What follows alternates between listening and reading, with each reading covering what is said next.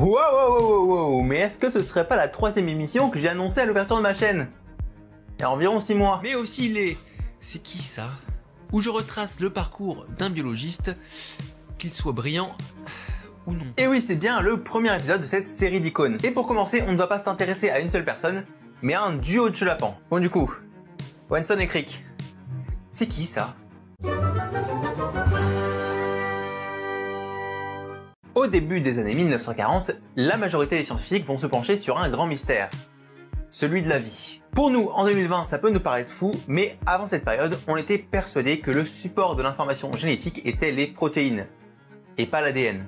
En 1952, deux scientifiques, Archer et Chase, on parlera de Watson et Crick très bientôt, je vous le jure. Ces deux scientifiques s'appuient sur l'expérience d'Avery pour prouver que l'ADN est bien le support de l'information génétique. Tout ça en marquant radioactivement un bactériophage. En gros, autant vous dire que c'était un move de génie. Mais cependant, cette découverte a soulevé énormément de questions. Les protéines étant composées d'acides aminés, on avait une sorte d'alphabet d'environ 20 lettres pour coder l'intégralité de nos gènes. Et en passant sur l'ADN, on passe de 20 lettres à 4 lettres. Ouais, ça fait peu. Du coup, tous les scientifiques se demandent comment 4 lettres peut être à l'origine de la vie?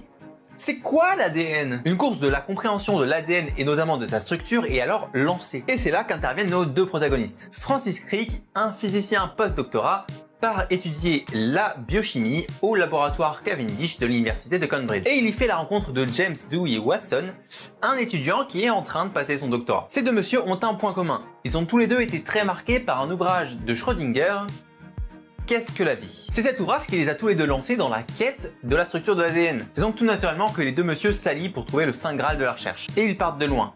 Tous les deux n'ont aucune base de génétique. Et vu qu'ils ne savent rien, ils vont donc assister à énormément de conférences. Notamment celle d'un certain Erwin Chargaff qui a découvert les appareillements entre les bases.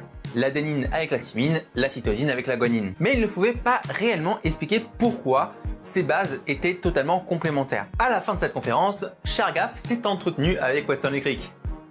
Et on a gardé un souvenir assez spécial. J'avais conscience de me retrouver devant quelque chose de tout à fait nouveau.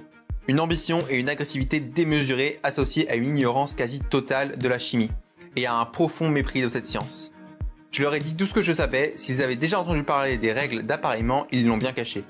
Mais comme ils ne semblaient pas savoir grand chose sur quoi que ce soit, cela ne m'a guère étonné. Ils se sont également rapprochés de Maurice Wilkins, un spécialiste de la diffraction par rayon X de cristaux d'ADN. Grâce à Wilkins, ils font la connaissance de Rosalind Franklin, une scientifique qui a réalisé des clichés incroyables de diffraction de l'ADN. Lors d'une de ses conférences, Rosalind Franklin va présenter ce cliché, qu'on va appeler le cliché A. Selon elle, c'est le cliché le plus intéressant en termes de données. Entre-temps, un biochimiste très réputé, Linus Pauling, publie un modèle de l'ADN en triple hélice relié par une structure centrale. Un modèle qui comporte énormément de problèmes, dont certains très basiques comme la présence de liaisons hydrogène totalement impossibles. Mais il faut bien comprendre qu'à l'époque c'était une vraie course à la découverte. Et donc ce n'est pas très surprenant de voir popper une aussi grosse erreur, même venant d'un scientifique très réputé. Watson et Crick comprennent très vite grâce au cliché de Rosalind Franklin que Pauling a fait des erreurs.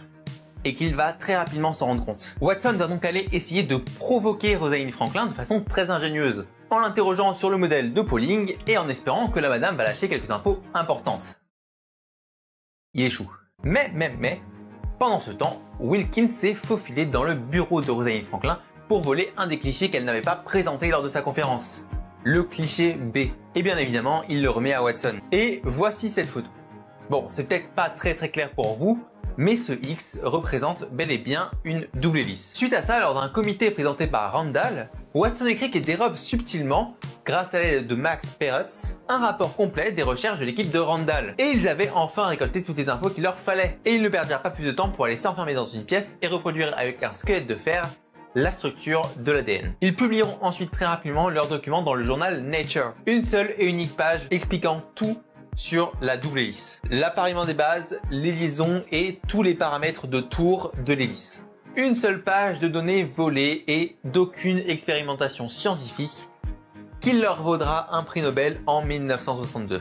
Cette publication a d'ailleurs choqué un des personnages importants dont on a déjà parlé dans cette vidéo, Chargaff, qui adressa une lettre assez salée à Wilkins. Je ne crois pas qu'ils avaient éplé l'adéine lorsque je leur en ai parlé l'année dernière. Et maintenant, ils ont trouvé le principe naturel qui fait que les nombreuses années difficiles que nous avons passées à arriver à la composition des acides nucléiques semblent plutôt gaspillées. J'aurais pu attendre qu'ils me disent que l'adénine et la thymine sont équimolaires, tout comme la guanine et la cytosine. Y a-t-il quelque chose de convaincant dans ce modèle ou est-ce simplement un hybride parasite de ce que les autres ont vraiment découvert? Le danger dans de telles généralisations prématurées est qu'elles peuvent tuer un travail expérimental décent. Il avait un peu senti l'arnaque, Chargaff. Un peu plus tard, Watson et Crick reconnut l'implication de Rosalind Franklin. Malheureusement, vu que les prix Nobel ne sont pas décernés après la mort, oui parce qu'entre temps, Rosalind Franklin est morte d'un cancer, probablement dû aux radiations utilisées pour son travail.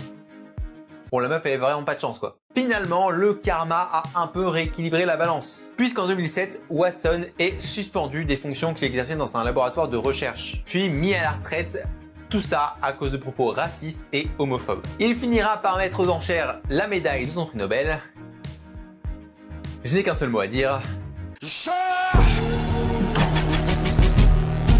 Quant à Crick, il était mort d'un cancer du côlon depuis 2004. Et voilà, c'est la fin de ce tout premier épisode de C'est qui ça? Bon, c'était plus une petite histoire qu'une icône, mais je me voyais mal commencer cette émission par une icône pure et dure. En tout cas, si ce format vous plaît, n'hésitez pas à aimer cette vidéo, à la commenter et à la partager. N'oubliez pas de vous abonner juste en dessous, et nous on se retrouve dans 2 semaines pour une nouvelle vidéo. Allez, tchuss!